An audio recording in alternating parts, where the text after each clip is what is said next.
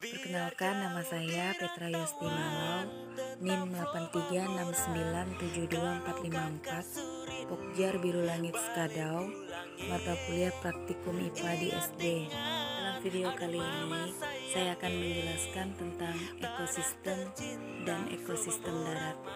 Yang pertama, ekosistem.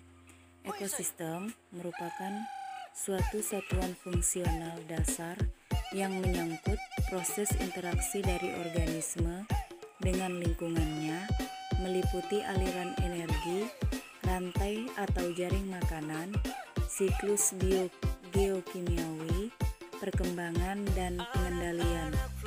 Secara struktural, dalam suatu ekosistem terdapat komponen biotik yang terdiri dari produsen atau tumbuhan, konsumen atau hewan, dan dekomposer atau pengurai, serta komponen abiotik yang terdiri dari bahan anorganik, bahan organik, dan kondisi iklim.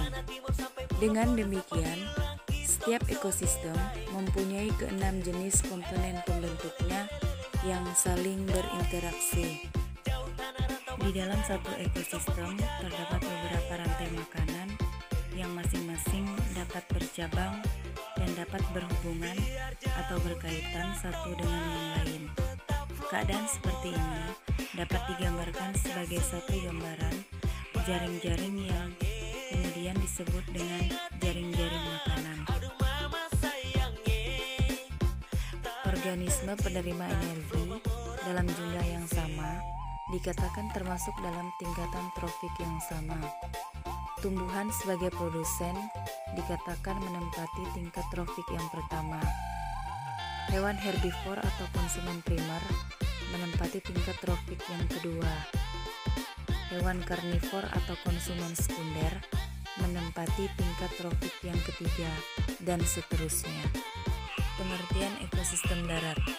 Ekosistem darat atau terestrial adalah ekosistem yang faktor lingkungannya lebih didominasi oleh daratan. Ekosistem darat sendiri berada di dalam area yang sangat luas atau juga disebut dengan bioma. Tipe bioma sendiri sangat dipengaruhi dengan iklim, sedangkan iklim sendiri dipengaruhi dari letak geografis di dalam garis lintang dan juga dari ketinggian tempat suatu permukaan laut. Bioma yang ada di ekosistem darat diantaranya: yang pertama, hutan hujan tropis. Hutan hujan tropis merupakan bioma yang terletak di wilayah tropis dan kaya akan keanekaragaman hayati. Curah hujan di wilayah hutan tropis ini cukup tinggi sehingga dapat disebut sebagai hutan hujan. Indonesia memiliki banyak bioma hutan tropis di setiap pulaunya. Hal itulah yang menjadikan Indonesia sebagai negara kedua dengan biodiversitas tertinggi di dunia. Taiga dan tundra. Apakah persamaan maupun perbedaan taiga dan tundra? Taiga dan tundra merupakan bioma yang memiliki tipe iklim dingin. Perbedaannya terletak pada vegetasinya atau tumbuhan yang hidup di kedua ekosistem tersebut. Bioma taiga didominasi oleh jenis tumbuhan konifer atau pohon, sehingga dapat disebut hutan boreal. Sementara tundra didominasi oleh lumut kerak karena terletak di kutub utara atau selatan. Gurun adalah bioma yang memiliki suhu yang cukup ekstrim dan curah hujan yang sangat rendah. Kondisi gurun yang cukup ekstrim membuatnya hanya dapat ditempati oleh beberapa jenis makhluk hidup saja. Contohnya adalah kaktus, unta, ular, dan lain-lain.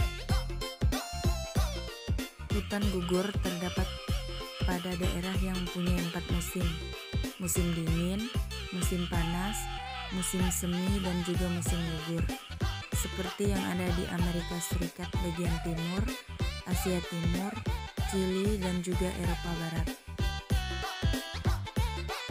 Padang rumput berada di daerah tropis sampai yang beriklim sedang, antara lain Hongaria, Amerika Selatan, Australia, dan juga Rusia Selatan.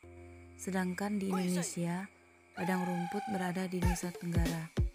Sedangkan hewan yang dapat hidup di padang rumput adalah reptil, kanguru, burung, kijang, singa, cheetah, serigala, jaguar, dan masih banyak yang lainnya.